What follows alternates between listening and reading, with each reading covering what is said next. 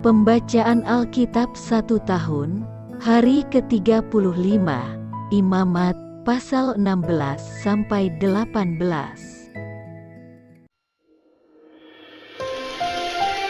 Imamat, pasal 16, ayat 1-34. Hari Raya Pendamaian. Sesudah kedua anak Harun mati, yang terjadi pada waktu mereka mendekat ke hadapan Tuhan, berfirmanlah Tuhan kepada Musa. Firman Tuhan kepadanya, katakanlah kepada Harun kakakmu, supaya ia jangan sembarang waktu masuk ke dalam tempat kudus di belakang tabir, ke depan tutup pendamaian yang di atas tabut, supaya jangan ia mati, karena aku menampakkan diri dalam awan di atas tutup pendamaian.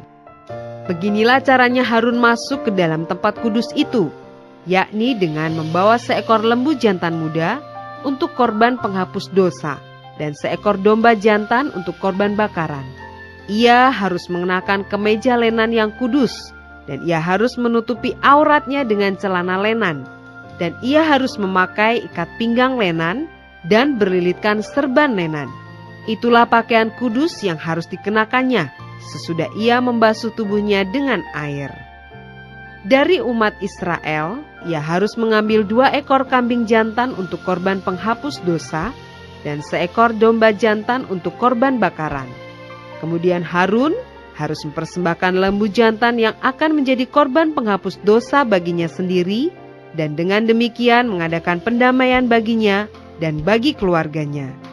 Ia harus mengambil kedua ekor kambing jantan itu dan menempatkannya di hadapan Tuhan di depan pintu kemah pertemuan, dan harus membuang undi atas kedua kambing jantan itu, sebuah undi bagi Tuhan dan sebuah bagi Azazel. Lalu Harun harus mempersembahkan kambing jantan yang kena undi bagi Tuhan itu dan mengolahnya sebagai korban penghapus dosa.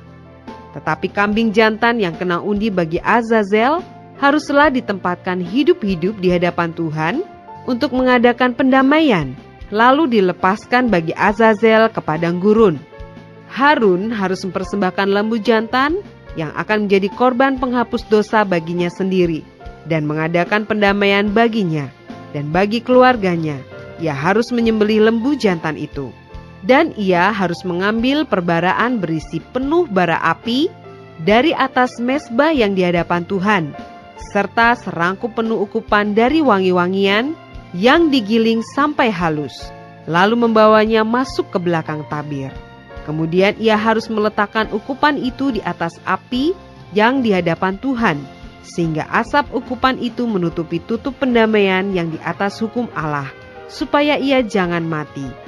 Lalu ia harus mengambil sedikit dari darah lembu jantan itu dan memercikkannya dengan jarinya ke atas tutup pendamaian di bagian muka, dan ke depan tutup pendamaian itu ia harus memercikkan sedikit dari darah itu dengan jarinya 7 kali.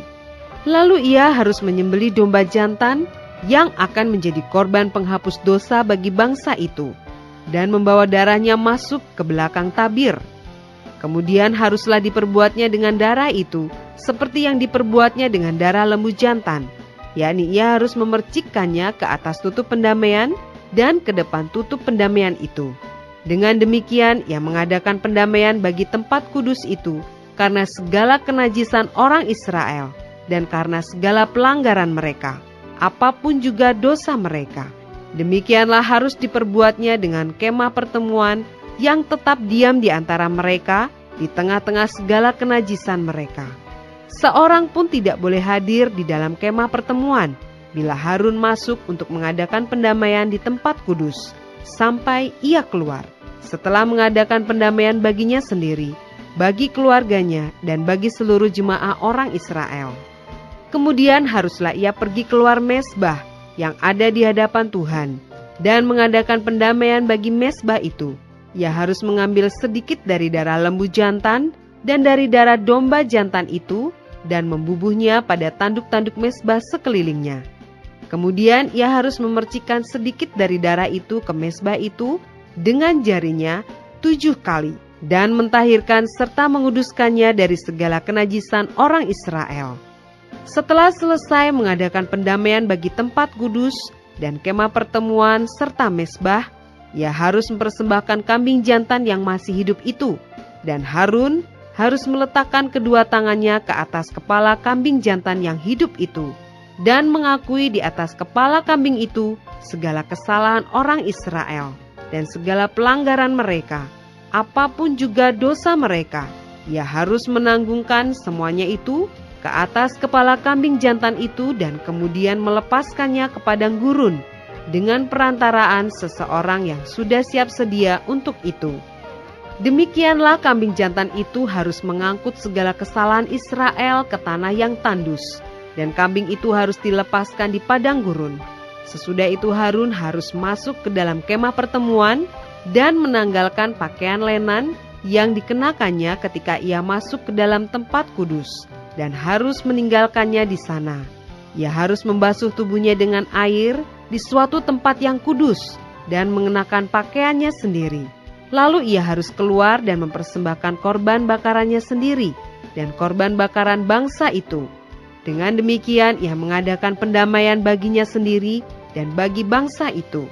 Kemudian ia harus membakar lemak korban penghapus dosa di atas mezbah. Maka orang yang melepaskan kambing jantan bagi Azazel itu harus mencuci pakaiannya, membasuh tubuhnya dengan air, dan sesudah itu barulah boleh masuk ke perkemahan.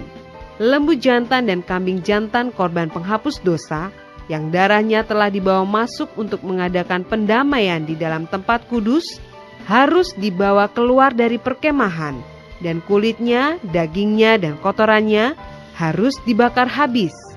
Siapa yang membakar semuanya itu harus mencuci pakaiannya, membasuh tubuhnya dengan air, dan sesudah itu barulah boleh masuk ke perkemahan. Inilah yang harus menjadi ketetapan untuk selama-lamanya bagi kamu, yakni pada bulan yang ke-7, pada tanggal 10 bulan itu, kamu harus merendahkan diri dengan berpuasa, dan janganlah kamu melakukan sesuatu pekerjaan, baik orang Israel asli maupun orang asing yang tinggal di tengah-tengahmu. Karena pada hari itu harus diadakan pendamaian bagimu untuk mentahirkan kamu. Kamu akan ditahirkan dari segala dosamu di hadapan Tuhan. Hari itu harus menjadi Sabat, hari perhentian penuh bagimu, dan kamu harus merendahkan diri dengan berpuasa. Itulah suatu ketetapan untuk selama-lamanya. Dan pendamaian harus diadakan oleh imam yang telah diurapi dan telah ditahbiskan untuk memegang jabatan imam menggantikan ayahnya. Ia harus mengenakan pakaian lenan, yakni pakaian kudus. Ia harus mengadakan pendamaian bagi tempat maha kudus, bagi kemah pertemuan dan bagi mezbah, juga bagi para imam dan bagi seluruh bangsa itu, yakni jemaah itu. Itulah yang harus menjadi ketetapan untuk selama-lamanya bagimu, supaya sekali setahun diadakan pendamaian bagi orang Israel karena segala dosa mereka.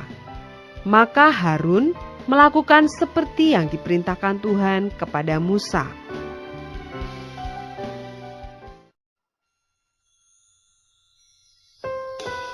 Imamat pasal 17 ayat 1-9. Tempat menyembelih dan mempersembahkan korban. Tuhan berfirman kepada Musa, "Berbicaralah kepada Harun dan kepada anak-anaknya dan kepada seluruh orang Israel, dan katakan kepada mereka, inilah firman yang diperintahkan Tuhan. Setiap orang dari kaum Israel yang menyembelih lembu atau domba atau kambing di dalam perkemahan atau di luarnya, tetapi tidak membawanya ke pintu kemah pertemuan untuk dipersembahkan sebagai persembahan kepada Tuhan di depan kemah suci Tuhan, hal itu harus dihitungkan kepada orang itu sebagai hutang darah, karena ia telah menumpahkan darah, dan orang itu haruslah dilenyapkan dari tengah-tengah bangsanya." Maksudnya supaya orang Israel membawa korban sembelihan mereka yang biasa dipersembahkan mereka di padang kepada Tuhan ke pintu kemah pertemuan dengan menyerahkannya kepada imam untuk dipersembahkan kepada Tuhan sebagai korban keselamatan. Imam harus menyiramkan darahnya pada mezbah Tuhan di depan pintu kemah pertemuan dan membakar lemaknya menjadi bau yang menyenangkan bagi Tuhan. Janganlah mereka mempersembahkan lagi korban mereka kepada jin-jin, sebab menyembah jin-jin itu adalah zina. Itulah yang harus menjadi ketetapan untuk selama-lamanya bagi mereka turun-temurun. Dan haruslah kau katakan kepada mereka, setiap orang dari kaum Israel atau dari orang asing yang tinggal di tengah-tengah mereka yang mempersembahkan korban bakaran atau korban sembelihan, tetapi tidak membawanya ke pintu kemah pertemuan supaya dipersembahkan kepada Tuhan, maka orang itu haruslah dilenyapkan dari antara orang-orang sebangsanya.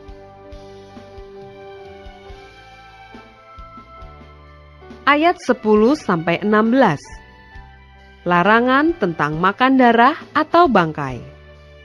Setiap orang dari bangsa Israel dan dari orang asing yang tinggal di tengah-tengah mereka, yang makan darah apapun juga, aku sendiri akan menentang dia dan melenyapkan dia dari tengah-tengah bangsanya, karena nyawa makhluk ada di dalam darahnya, dan aku telah memberikan darah itu kepadamu di atas mezbah untuk mengadakan pendamaian bagi nyawamu, karena darah mengadakan pendamaian dengan perantaraan nyawa.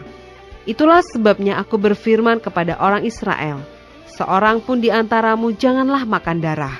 Demikian juga orang asing yang tinggal di tengah-tengahmu tidak boleh makan darah.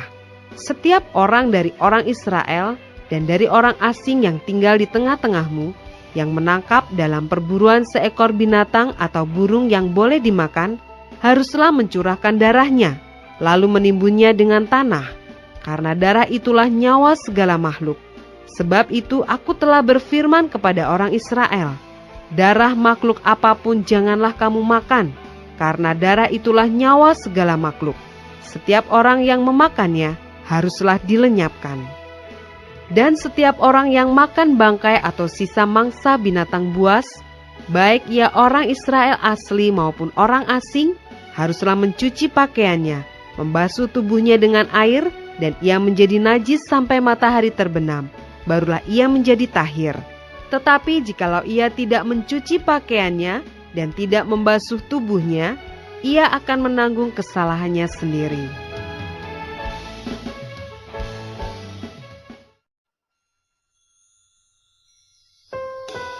Imamat pasal 18 ayat 1-30. Kudusnya perkawinan.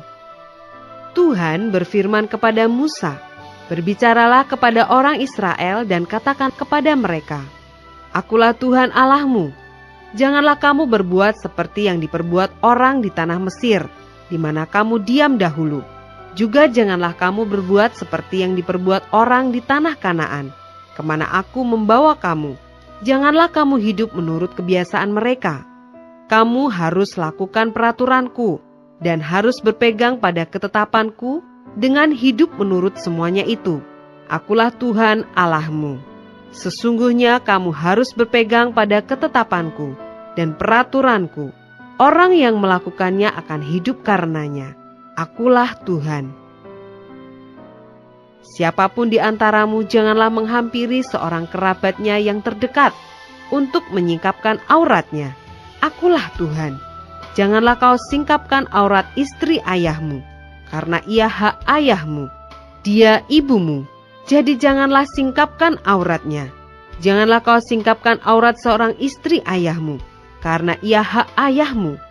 Mengenai aurat saudaramu perempuan, anak ayahmu atau anak ibumu, baik yang lahir di rumah ayahmu maupun yang lahir di luar, janganlah kau singkapkan auratnya. Mengenai aurat anak perempuan dari anakmu laki-laki atau anakmu perempuan, janganlah kau singkapkan auratnya, karena dengan begitu engkau menodai keturunanmu. Mengenai aurat anak perempuan dari seorang istri ayahmu, yang lahir pada ayahmu sendiri, janganlah kau singkapkan auratnya, karena ia saudaramu perempuan. Janganlah kau singkapkan aurat saudara perempuan ayahmu, karena ia kerabat ayahmu. Janganlah kau singkapkan aurat saudara perempuan ibumu, karena ia kerabat ibumu. Janganlah kau singkapkan aurat istri saudara laki-laki ayahmu. Janganlah kau hampiri istrinya, karena ia istri saudara ayahmu. Janganlah kau singkapkan aurat menantumu perempuan, karena ia istri anakmu laki-laki, maka janganlah kau singkapkan auratnya. Janganlah kau singkapkan aurat istri saudaramu laki-laki, karena itu hak saudaramu laki-laki. Janganlah kau singkapkan aurat seorang perempuan dan anaknya perempuan. Janganlah kau ambil anak perempuan dari anaknya laki-laki atau dari anaknya perempuan untuk menyingkapkan auratnya, karena mereka adalah kerabatmu. Itulah perbuatan mesum. Janganlah kau ambil seorang perempuan sebagai madu kakaknya, untuk menyingkapkan auratnya di samping kakaknya, selama kakaknya itu masih hidup. Janganlah kau hampiri seorang perempuan pada waktu cemar kainya yang menajiskan untuk menyingkapkan auratnya. Dan janganlah engkau bersetubuh dengan istri sesamamu, sehingga engkau menjadi najis dengan dia. Janganlah kau serahkan seorang dari anak-anakmu untuk dipersembahkan kepada Moloch, supaya jangan engkau melanggar kekudusan nama Allahmu. Akulah Tuhan. Janganlah engkau tidur dengan laki-laki secara orang bersetubuh dengan perempuan, karena itu suatu kekejian. Janganlah engkau berkelamin dengan binatang apapun, sehingga engkau menjadi najis dengan binatang itu.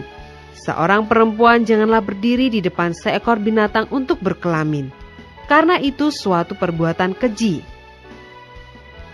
Janganlah kamu menajiskan dirimu dengan semuanya itu, sebab dengan semuanya itu, bangsa-bangsa yang akan kuhalaukan dari depanmu telah menjadi najis. Negeri itu telah menjadi najis dan aku telah membalaskan kesalahannya kepadanya, sehingga negeri itu memuntahkan penduduknya. Tetapi kamu ini haruslah tetap berpegang pada ketetapanku dan peraturanku, dan jangan melakukan sesuatu pun dari segala kekejian itu, baik orang Israel asli maupun orang asing yang tinggal di tengah-tengahmu. Karena segala kekejian itu telah dilakukan oleh penghuni negeri yang sebelum kamu, sehingga negeri itu sudah menjadi najis. Supaya kamu jangan dimuntahkan oleh negeri itu, apabila kamu menajiskannya, seperti telah dimuntahkannya bangsa yang sebelum kamu. Karena setiap orang yang melakukan sesuatu pun dari segala kekejian itu, orang itu harus dilenyapkan dari tengah-tengah bangsanya. Dengan demikian, kamu harus tetap berpegang pada kewajibanmu terhadap aku, dan jangan kamu melakukan sesuatu dari kebiasaan yang keji itu, yang dilakukan sebelum kamu. Dan janganlah kamu menajiskan dirimu dengan semuanya itu. Akulah Tuhan Allahmu.